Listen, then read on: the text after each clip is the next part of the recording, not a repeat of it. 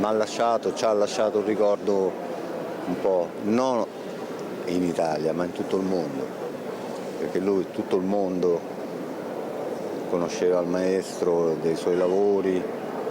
e quindi quello che ha lasciato e lascerà rimarrà per sempre, perché era un grande uomo.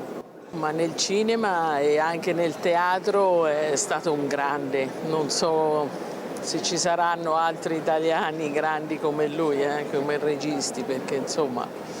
è una grossa perdita.